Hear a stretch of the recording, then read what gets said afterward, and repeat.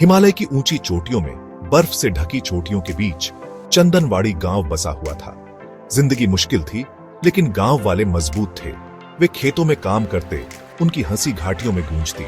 उनके ऊपर काला पहाड़ का भव्य सिलहूट मंडराता रहता था। उसका शिखर हमेशा धुंध में डूबा रहता, गांव पर नजर रखता सा लगता था। पहाड़ सिर्फ एक भौगोलिक स्थल चिन्ह से कहीं ज्यादा था। यह उनके जीवन, उनकी कहानियों, उनके डर के ताने बाने में बुना हुआ था। पीढ़ियों से बड़े बुजुर्ग काला पहाड़ को रहस्य की जगह, आत्माओं का निवास स्थान बताते थे। दंत कथाएं उसकी खतरनाक ढलानों के बारे में फुसफुसाती थीं, जो चढ़ने की हिम्मत करने वालों के भूतों से भरी हुई थीं। काला पहाड़ की कहानी सिर्फ लोक कथाओं से बढ़कर थी। यह एक शिक्षाप्रद कहानी थी, जो पीढ़ी दर पीढ़ी चली आ रही थी। गांव वाले रात में पहाड़ पर अजीब रोशनियों के टिमटिमाने की बात करते थे। उसकी गहराइयों से भयानक आवाजें, जैसे दर्द भरी चीखें, गूंजती थीं। कहा जाता था कि जो लोग बहुत करीब जाते थे, वे फिर कभी नहीं दिखाई देते थे। डर एक शक्तिशाली ताकत थी, जो गांव वालों को उनकी मान्यताओं से बांधे रखती थी। किसी ने कहानियों पर सवाल उठाने की हिम्मत नहीं की। कोई नहीं, सिवाय एक युवा लड़के के, जिसका नाम दोरजे था।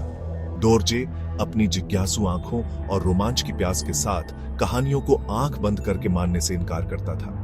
वह बड़ों की बातें ध्यान से सुनता था। उसके दिल में शक का बीज पनप रहा था। दोरजे को शक था। उसके मन में एक सवाल बार बार उठता था, क्या सच में आत्माएं होती हैं? वह समझ नहीं पा रहा था कि इन आत्माओं को आज तक किसी ने क्यों नहीं देखा। क्या ये सिर्फ कहानियां हैं, या इनमें कुछ सच्चाई भी है? उसके दादा, एक अनुभवी व्यक्ति जिनकी आंखों में पहाड़ों का ज्ञान था, अक्सर उससे कहते थे, साहस डर का अभाव नहीं, बल्कि उस पर विजय है। ये शब्द दोरजे के साथ गूंजते थे। वह जानता था कि उसके दादा ने जीवन में कई कठिनाइयों का सामना किया था और उनके अनुभवों से बहुत कुछ सीखा था।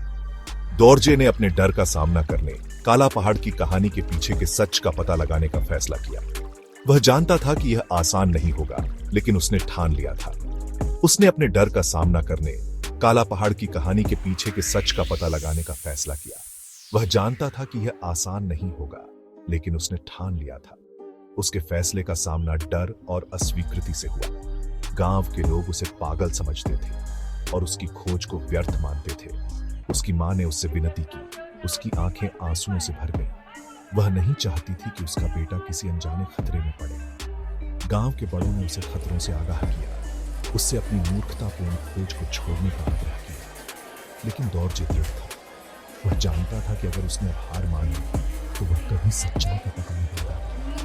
वह जानता था कि डर अक्सर अज्ञानता का आवरण होता है, और इस आवरण को हटाने के लिए उसे साहस की जरूरत थी। वह काला पहाड़ पर छाए अंधेरे में उजाला लाने के लिए दृढ़ था। उसके मन में एक दृढ़ संकल्प था कि वह सच्चाई का पता लगाएगा, चाहे इसके लिए उसे कितनी भी कठिनाइयों का सामना क्यों न करना पड़े। एक सुहानी सुबह, जैसे ही भोर की पहली किरणों ने पहाड़ की चोटियों को चूमा, दोरजे अपनी यात्रा पर निकल पड़ा। वह अपने साथ एक छोटा सा बैग ले गया, जिसमें कुछ खाना, एक रस्सी और घबराहट और उत्साह से भरा दिल था। जैसे जैसे वह ऊपर चढ़ता गया, हवा ठंडी होती गई। काला पहाड़ की एक समय की जानी पहचानी ढलानें अब अजीब और खतरनाक लग रही थीं। चढ़ाई कठिन थी, रास्ता खतरनाक था, ढीली चट्टानों और छिपी हुई दरारों से भरा हुआ था। हवा एक चुड़ैल की तरह गरज रही थी, उसे वापस धकेलने की कोशिश कर रही थी। लेकिन दोरजे आगे बढ़ता रहा। उसका संकल्प उसके दादा के शब्दों से प्रेरित था। वह जानता था कि डर एक झूठा है, और उसने उसका बंदी बनने से इनकार कर दिया। भाग 5, अनजान का सामना। जैसे जैसे शाम ढलती गई, दोरजे एक पठार पर पहुंच गया। उसके सामने एक गुफा थी, जिसका मुहाना बर्फीली हवा के पर्दे से छिपा हुआ था। हवा में एक भयानक सन्नाटा छाया हुआ था, जो केवल उसकी अपनी सांसों की आवाज से ही टूट रहा था। वह कहानी के केंद्र, पहाड़ी आत्माओं के माने जाने वाले निवास स्थान पर पहुंच गया था। गहरी सांस लेते हुए दोरजे गुफा में चला गया। अंधेरे ने उसे कफन की तरह ढंक लिया। वह अपने चकमक पत्थर और लोहे के लिए टटोलता रहा। उसका दिल तेजी से धड़क रहा था। अंत में एक चिंगारी भड़की, जिससे गुफा की दीवारों पर टिमटिमाती रोशनी पड़ी। उसने जो देखा, उससे वह विस्मय में हाँफने लगा। भाग 6. सच का खुलासा। यह कहानी हमें काला पहाड़ की रहस्यमयी गुफाओं की ओर ले जाती है, जहां सदियों से अनगिनत कहानियां और मिथक बुने गए हैं। गुफा आत्माओं की मांद नहीं थी। यह एक साधारण गुफा थी जो अपने भीतर कई रहस्यों को समेटे हुए थी। यह एक प्राकृतिक बर्फ की गुफा थी जिसकी दीवारें अलौकिक सुंदरता से झिलमिला रही थी। बर्फ की दीवारों पर पड़ती रोशनी एक अद्भुत दृश्य प्रस्तुत कर रही थी। सदियों की हवा और पानी से तराशी गई बर्फ की आकृतियां हीरों की तरह चमक रही थी। यह दृश्य किसी जादुई दुनिया से कम नहीं था। भयानक रोशनी और आवाजों का स्रोत साफ था। यह सब प्राकृतिक था, कोई अलौकिक शक्ति नहीं। बर्फ की आकृतियों से गुजरती हवा भूतियां धुनें पैदा कर रही थी। यह ध्वनियां गुफा की संरचना और हवा के प्रवाह के कारण उत्पन्न हो रही थी। टिमटिमाती रोशनी बर्फ के क्रिस्टल से परावर्तित सूर्य का प्रकाश थी। यह दृश्य किसी स्वप्न लोक जैसा प्रतीत हो रहा था। दोर्जे ने रात गुफा में बिताई, उसकी सुंदरता पर अचंभा करते हुए। उसने महसूस किया कि यह गुफा कितनी अद्वितीय और रहस्यमयी थी। उसने महसूस किया कि डर ने गांव वालों को अंधा कर दिया था, उन्हें सच्चाई देखने से रोक दिया था। यह गुफा डर की नहीं बल्कि आश्चर्य और सुंदरता की थी। काला पहाड़ की कहानी एक कहानी से ज्यादा कुछ नहीं थी, उनकी कल्पना की उपज। यह केवल एक मिथक था जो पीढ़ियों से चला आ रहा था। पहाड़ में कोई दुष्ट आत्माएं नहीं थीं, केवल लुभावनी सुंदरता उसके दुर्जय बाहरी रूप के नीचे छिपी हुई थी। यह गुफा एक प्राकृतिक चमत्कार थी जो अपने भीतर कई रहस्यों को समेटे हुए थी। भाग 7। एक नायक की वापसी। अगली सुबह दोर्जे पहाड़ से नीचे उतरा। उसका दिल नए ज्ञान से हल्का था। वह चंदनवाड़ी लौटा, एक लड़के के रूप में नहीं बल्कि एक नायक के रूप में। उसने गांव वालों को इकट्ठा किया और उन्हें अपने अनुभव के बारे में, उस सुंदरता के बारे में बताया जो उसने देखी थी। उसने उन्हें अपने साथ लाई गई बर्फ के टुकड़े दिखाए जो उसके द्वारा कही गई सच्चाई का प्रमाण थे। पहले तो अविश्वास हुआ। गांव वाले अपनी लंबे समय से चली आ रही मान्यताओं को छोड़ने के लिए अनिच्छुक थे, लेकिन दोर्जे का साहस और दृढ़ विश्वास संक्रामक था। धीरे धीरे उनका डर जिज्ञासा में बदल गया, फिर आश्चर्य में। उन्होंने महसूस किया कि उनके डर ने उन्हें सच्चाई से अंधा कर दिया था। भाग 8। पहाड़ जागता है। काला पहाड़ की कहानी रातों रात गायब नहीं हुई, लेकिन चंदनवाड़ी में एक बदलाव आ गया था। पहाड़ को अब डर की जगह नहीं बल्कि आश्चर्य की जगह के रूप में देखा जाता था। दोर्जे के साहस से प्रेरित होकर गांव वालों ने अपने परिवेश का नई नजरों से पता लगाना शुरू कर दिया।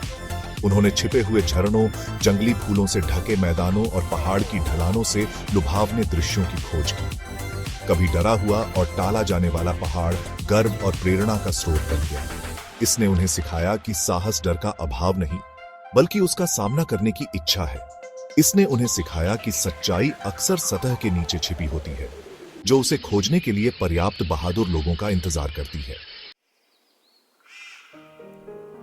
भाग 9। साहस में एक सबक। दोर्जे और काला पहाड़ की कहानी खुद एक कहानी बन गई। एक ऐसी कहानी जो गांव के हर कोने में गूंजती थी। एक कहानी जो पीढ़ी दर पीढ़ी फुसफुसाई जाती थी। यह कहानी न केवल डर और साहस की थी बल्कि आत्मखोज और आत्मविश्वास की भी थी। यह एक अनुस्मारक के रूप में काम करती थी कि डर एक शक्तिशाली ताकत हो सकती है जो हमें सच्चाई से अंधा कर देती है, लेकिन यह भी सिखाती थी कि डर को समझना और उसका सामना करना ही असली साहस है जो हमें सच्चाई से अंधा कर देती है। यह कहानी हमें यह भी बताती थी कि जीवन में हर चुनौती एक अवसर है और हर डर एक सबक। इसने उन्हें सिखाया कि साहस डर का अभाव नहीं बल्कि उस पर विजय है। साहस का मतलब है अपने डर का सामना करना और उसे पार करना, बल्कि उस पर विजय है। और सबसे महत्वपूर्ण बात, इसने उन्हें सिखाया कि कभी कभी सबसे बड़ी खोजें वे लोग करते हैं जो सवाल करने, पता लगाने और अपने डर का सामना करने की हिम्मत करते हैं। इसने उन्हें सिखाया कि कभी कभी सबसे बड़ी खोजें वे लोग करते हैं जो सवाल करने, पता लगाने और अपने डर का सामना करने की हिम्मत करते हैं। यह कहानी हमें यह भी सिखाती है कि जीवन में हर कदम पर हमें अपने अंदर के साहस को जगाना चाहिए, जो सवाल करने, पता लगाने और अपने डर का सामना करने की हिम्मत करते हैं।